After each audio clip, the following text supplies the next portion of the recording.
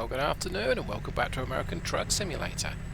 This is David Steele again, back in the Kenworth W900, fitted with a Cummins ISX15, and I'm on my way to Holbrook with a crawler tractor. That's an enormous screen tractor, weighs about 55,000 pounds. Let's take a quick look from the external view. Yep, that's pretty green.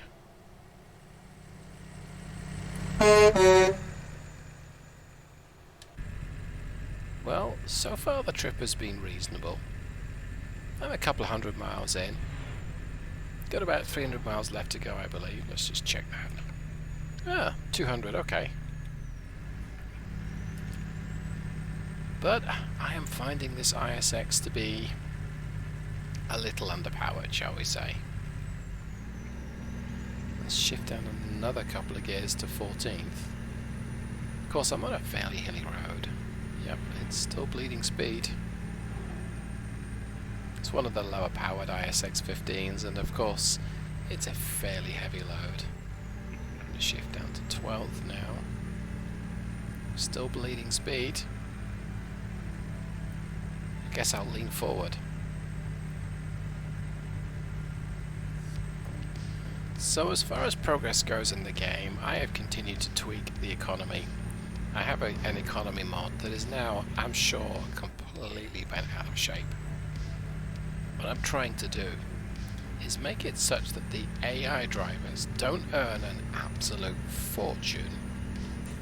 I'm going to lose a bit of speed now. Don't earn an absolute fortune, whilst I make almost no money at all, or the other way round. It's been a bit of a challenge. Get ready to turn left. I could be here a while. At least I've been able to stop the truck. I seem to recall handling this junction in the snow and not stopping. Alright, well, I'll be back once I'm back on the road. Finally at the front of the line. Could be here a while. So like I've just said, I'm using the Cummins ISX15, and I'm using Zeemods sound effects for this engine, but it's my own custom definition. Now, there's nothing wrong with the Zeemods definitions, don't get me wrong, but I wanted something that was a little bit less powerful. So I guess you could say I'm testing. It's a 380 horsepower, but it's the torque that's more relevant, and that's only 1458. I've got to brake in traffic. Just to see how well or otherwise this engine performs, and you know what? All things said and done, it's doing okay. Okay, let's ease off completely here and just coast up to this. I get to this next light. Yep. It's going to be a long afternoon. No, I'll be back once we've managed to turn right.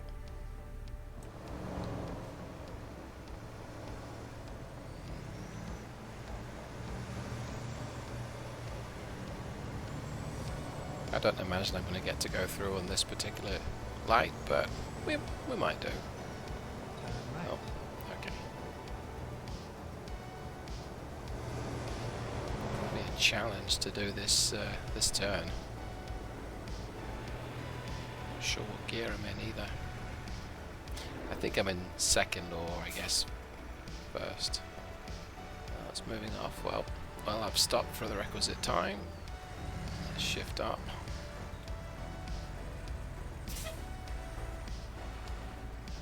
Give it a full lock. Oh, I think I'm going to be okay.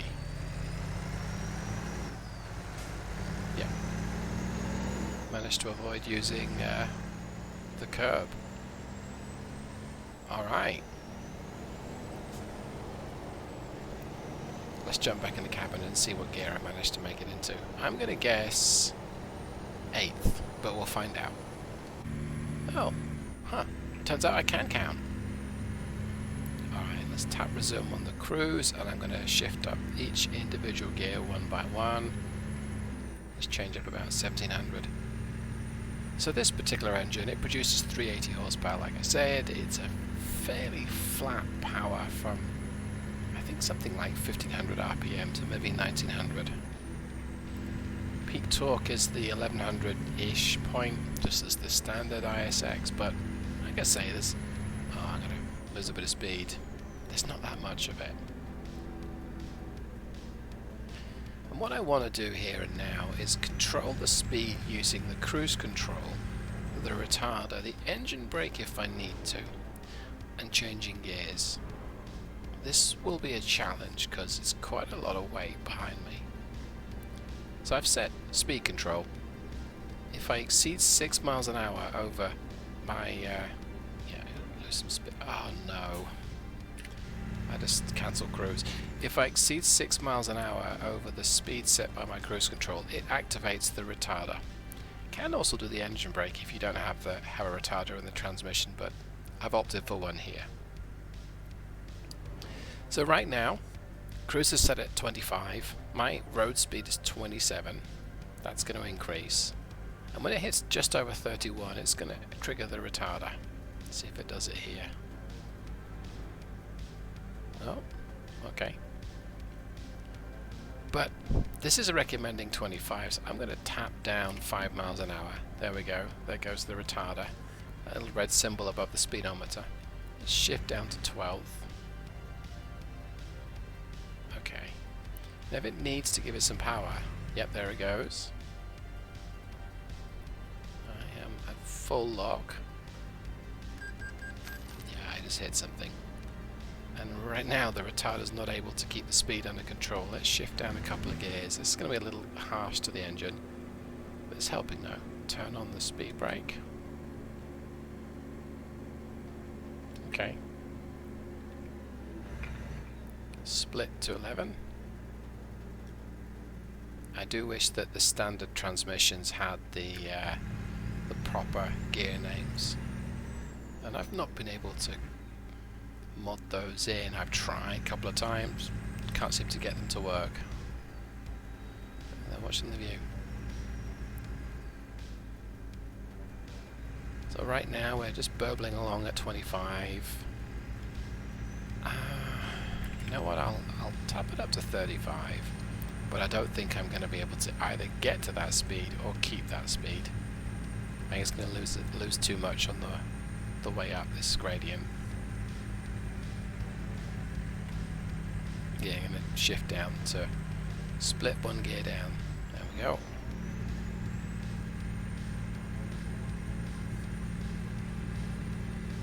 Okay. As the speed starts to build, I'm going to shift up a gear, as it saves a little bit of fuel. Keep it in 12th as we go up this little section.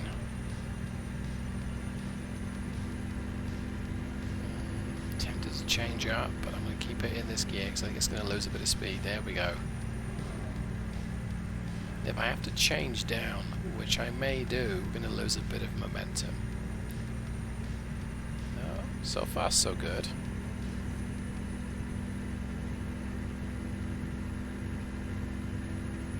Alright, well, I'm surprised it's going up in this gear.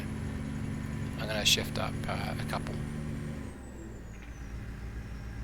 Now this might be too much. Oh, well, you know, it's flattening off. You can say this might be too much for this gear and this gradient and this speed, but it's doing it.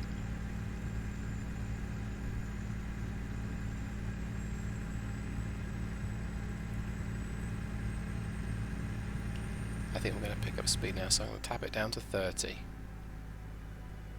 So it goes all quiet because the engine's not working so hard. Yep. A little bit more power.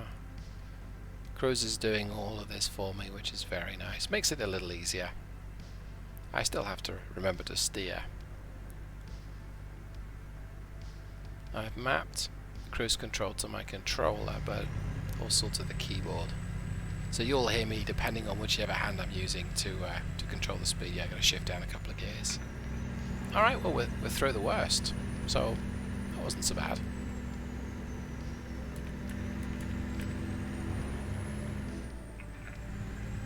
Oops. Alright.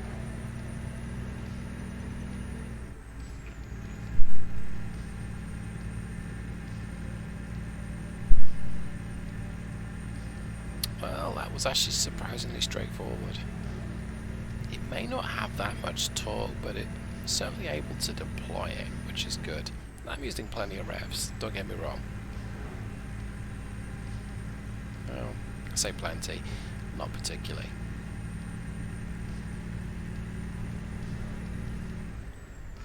Just going to drop it into top. There we go. Alright, well that was pretty straightforward. Let's see how far we've progressed along this little mountain pass. So, yeah, 80 miles since I last checked, 3 hours. Well, it's getting on 5 PM. Should be getting there in a couple of hours then. Let's sit back and enjoy the ride. I'll check in a little bit. Well, I didn't make it very far. I mean, time-wise, it's been a few minutes since my last, but gradients, traffic lights, more gradients. It's been a kind of interactive drive. And to explain what I mean there, driving along a freeway or a highway at a cruising speed of 55 or 65 or whatever you decide to set is not usually that interactive. Sometimes you change lanes, sometimes you steer. Over the most part, one gear, cruise is set, country music on, dead easy. Trips like this are a lot more interactive. You've got to go up and down those ratios. Now, I like the automatic gearboxes because, well, they're kind of easy and they're lazy, and I love to relax in this game. Driving with the 18 speed and a low-powered engine and a fairly heavy cargo is a different kind of challenging. Oh, I've got to slow down again. I'm going to use the engine brake and changing down in order to bring speed under control, and I'm shifting 2 gears when I change down. So why do I do that? Well, the engine brake slows down the engine that's connected to the drive wheels, and so slows the whole truck down. In this case, only one axle is powered, so only one axle is getting a lot of braking effort. In slippery conditions, snow, ice, heavy rain, you can jackknife the truck. You're more likely to jackknife it if you have dual rear axles or if all of the axles are powered. So, there we go. If it's a 4x2, so that's 2 axles, but the rear most are powered. Stay, red car. Then you can skid. You can skid the rear. Let's ease off a little bit. I've got to turn left up here.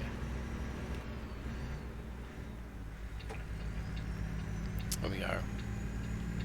But on a 6x2, that means I've got 3 axles on the truck side of things, but only one of the rear pair is powered. Makes it easier to control, but easier to skid but not spin off. So I like that because I'm not always the most proficient of truck drivers. Let's just put it that way. Ease off completely.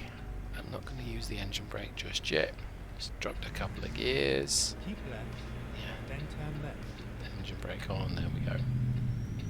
So why do I change down? Oh, I've got a green light. Why do I change down to use the engine brake? Well, the higher the engine speeds, the more the braking effort.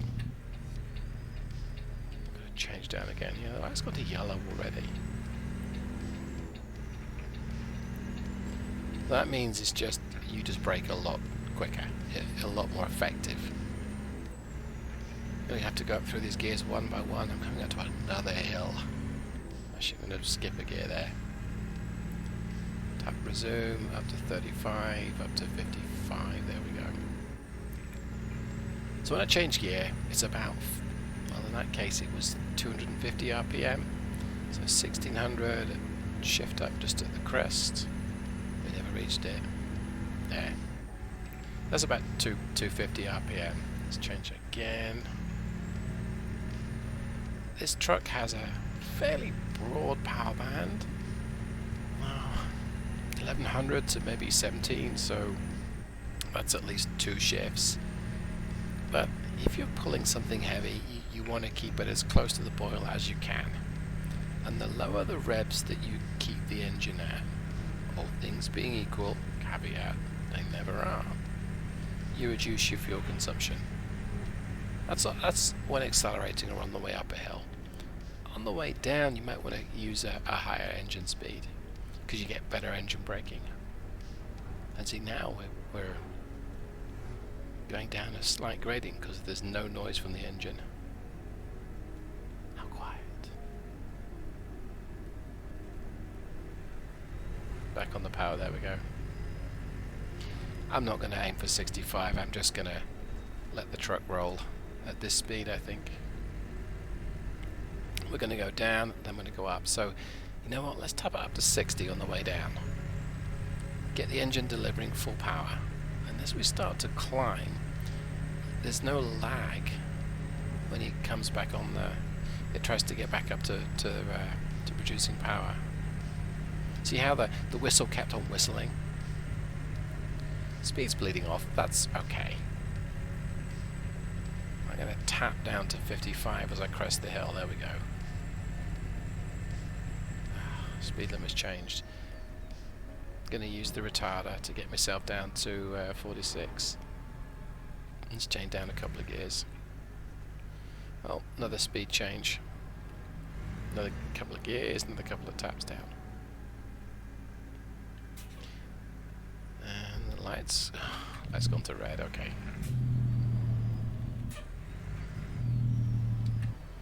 We should just be able to roll to a stop now. Go straight on.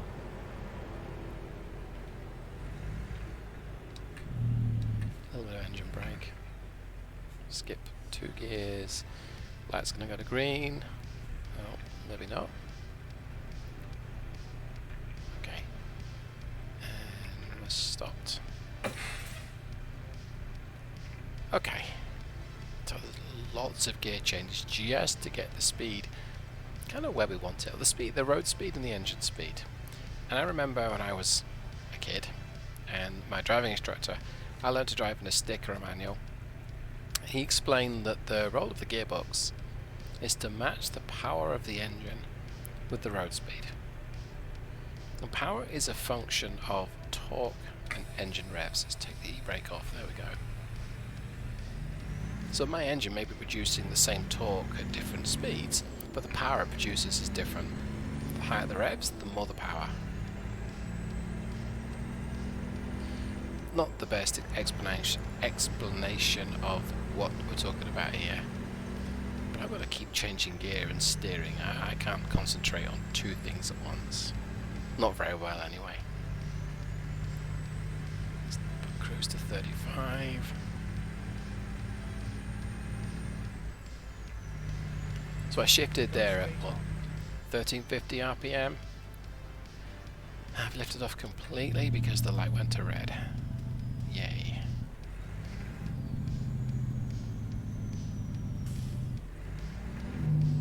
Go straight on. I must have spent too long behind the wheel of this truck. I'm able to just about match gear and speed and engine brake to where I need to be. I'd love to keep it rolling, but when this green left arrow turns to red, we should be next, and if I can keep it rolling. Yes, there we go. It takes a lot more energy to get the truck going if you're stationary than it does if you're still moving forward. And I forget the exact law of physics or the reason, the technical reason for that, but it's certainly true. Keep right. There's a lot less energy, so here, let's lift off, signal, drop a couple of gears, bit of engine brake, another couple of gears, off the engine brake, see if I can manage this, another couple of gears down, it's about there, another 2 gears, full lock, give it some power, shift up 2, hug the left, managed to miss the lamppost, another 2 gears up, okay, I'm clear of the back, another gear up. Now if I change up again I'm going to lose too much power and slow down, so it's accelerating but not quickly. Let's get it to 1700 and then change up. We can tap resume. There we go. Okay. Should have signaled there, and I use my my view shortcut key to put me right back center. Alright, that was fairly straightforward then. Hardest thing there is negotiating the on-ramp at the very bottom, making sure you miss everything, getting yourself in the right gear so you can accelerate up the gradient. Tempting to skip gears every time. The heavier you are and the faster you go, the least likely you're going to want to do that. Now if this were a 1,000 horsepower engine, we probably could get away with skipping a gear at kind of this speed, but I'm not going to even think about it right now.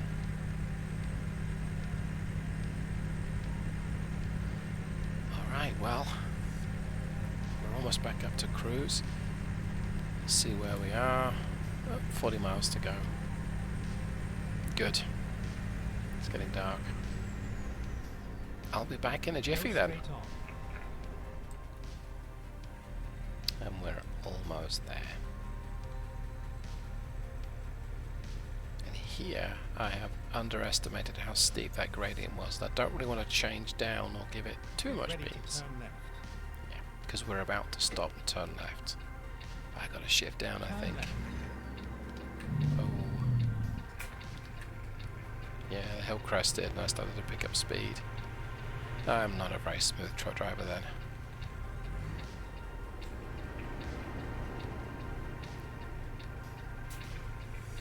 So I hope there's no one coming. I mean, it looks clear. Start turning the wheel.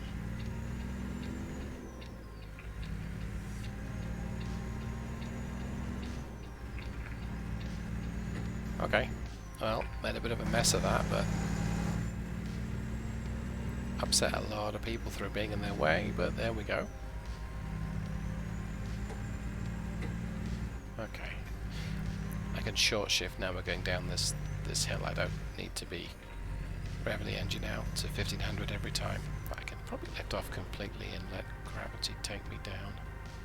Yep. Stay, Mr. Mac. Okay. Getting in here might be a pain. Ready to turn left. No, should be good. So, service brake, downshift. Downshift again off the service brake. Yeah, it should be straightforward. Just take it wide. Choose the right gear. Turn. Full lock. And not a moment too soon because my voice is getting tired. Alright. You have arrived at your destination. Your route guidance is now finished. Thank you, sir. I don't think I want to be doing any of this parking nonsense. No, I'm not even going to try that. This is a double long trailer, so not worth it. So, 356 miles, 74 gallons. That's not useful for trying to save diesel, but it's a, fairly heavy cargo, underpowered engine. What's that, 5 to the gallon, give or take? And quite a slow average speed, so 30 miles an hour, give or take, average speed. Yeah, well, I didn't expect to be doing so good. Like I say, a little bit of an underpowered engine for quite a heavy cargo, but I wasn't late. Got some money, got some experience. I'm happy with that. Okay, well, thanks for watching. Bit of an odd one, this particular video, but there we go. Like if you liked it, dislike if you didn't, subscribe for more, and thank you very much. Have a great day. Goodbye.